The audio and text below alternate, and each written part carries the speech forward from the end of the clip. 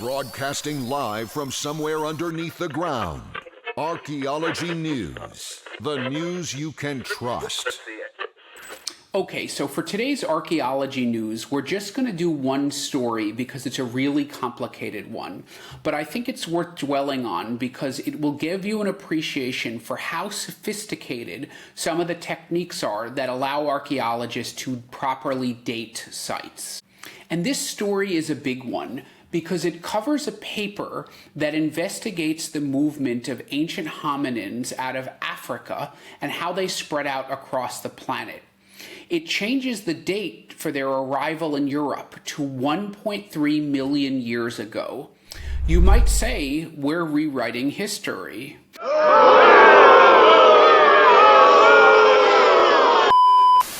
And this is a good one to go over because it showcases some of the coolest techniques we have for dating. Let's play the celebrity dating game! Zooey Deschanel and Michael Bolton help Hollywood's most eligible stars find love. No, not that kind of dating and not those kinds of techniques. We're talking about absolute dating of archaeological remains.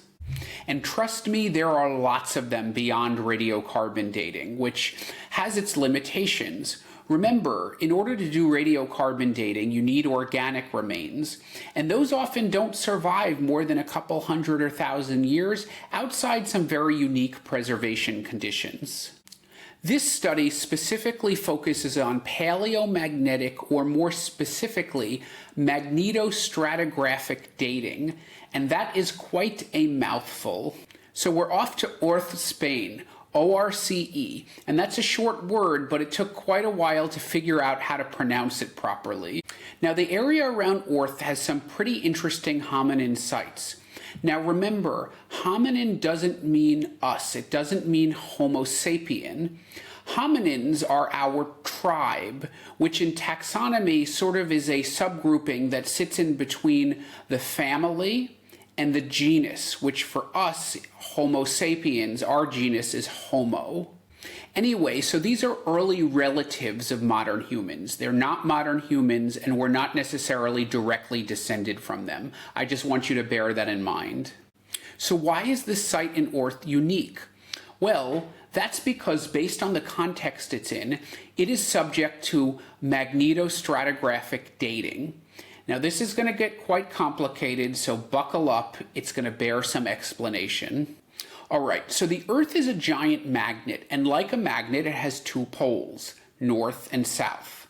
So what you see on this diagram is the geographic North Pole. That's true north.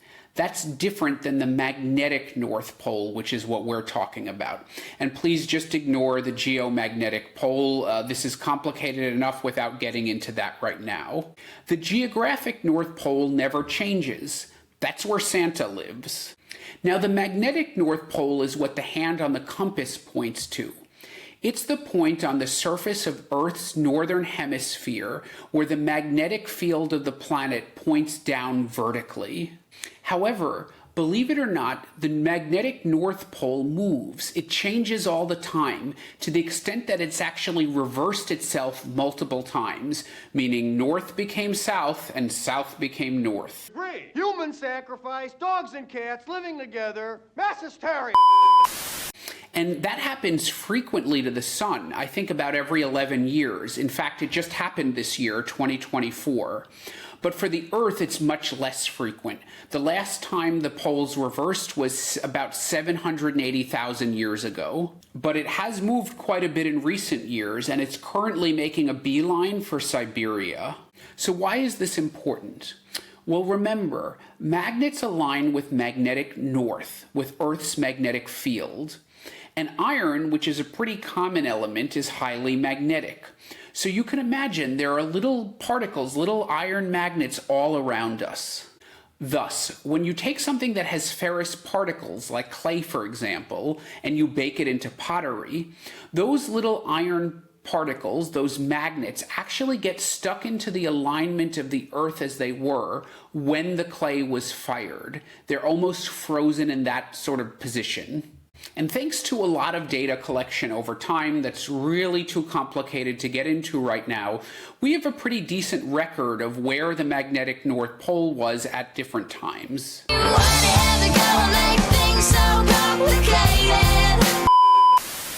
So we can look at those little magnetic bits and see how they're aligned, which will tell us where the magnetic North Pole was and roughly when that pottery was fired.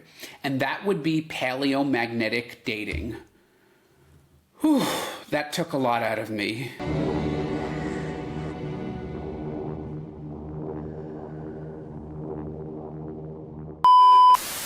But remember the specific term I used beyond paleomagnetic, which was magnetostratigraphic. And in that word, you see the term stratigraphy, which of course is the archaeological term meaning those layers of chronology. So what more does that really add in this context? Well, remember this site in Spain at Orce. It was an early hominin site. So this is way, way, way before there was any pottery. So how did we use paleomagnetic dating? Well, the dating was actually done on the layers of rock, the strata, around the archaeological site. And of course, there are three types of rock. There's sedimentary, which is formed when different particles fuse together. Examples of this would be sandstone or limestone. There's metamorphic, which is created under intense heat and pressure. Some examples of this are quartz and marble. And igneous, which is formed when lava cools, like, for example, granite or basalt. An igneous rock, since it's melted in the form of lava and then cooled, it undergoes through the same process as that clay into pottery, the whole, magnetic orientation and frozen particles thing. So it can be dated through paleomagnetic dating. So around Orce, at this early hominin site, there were a few bits of bone found. Specifically, pieces of the parietal and occipital bone of an infant, that's in the skull, and a couple of deciduous molars, which if you remember from our O for osteology episode, those are basically the juvenile teeth that we lose. So you're probably wondering at this point, why didn't they just radiocarbon date that and call it a day? Well, not so fast, because bone that old fossilizes, and you can't radiocarbon date a fossil. But luckily, in this unique context around Orce, those bones were found around a bunch of igneous strata, which could of course be dated through paleomagnetic dating, but because we're dating the stratigraphy, it becomes magnetostratigraphic dating. Okay, and what did this magnetostratigraphic dating come up with? 1.3 million years. Hominins arrived in Spain 1.3 million years ago. Now, this sort of dating and other really cool techniques has been done at early hominin sites all over the world. So we're beginning to get a much better understanding of the movement out of Africa. And putting together all of this diverse data, this picture shows us the latest and greatest understanding of how the hominins moved about the world. Now, what you see plotted on this map are all the early hominin sites, bones and lithics that are at least 1 million years old. And that 1.3 million year old date from the Orce site, combined with its location in southern Spain, suggests that these early hominins went across the Strait of Gibraltar before they made it to Spain from the long way around through southern Europe. So essentially what that means is they were early sailors. A sailor's life for me. Now, due to the tectonic activity over all these long years, that Strait of Gibraltar very well could have been much narrower than the current 8.6 miles or 14 kilometers. However, it's still impressive that these hominins 1.3 million years ago could have crossed that water at all. Now, paleomagnetism is not the only method of dating for material this old, and some of those other techniques were used at the other sites on the map. Shirley. I am serious, and don't call me Shirley.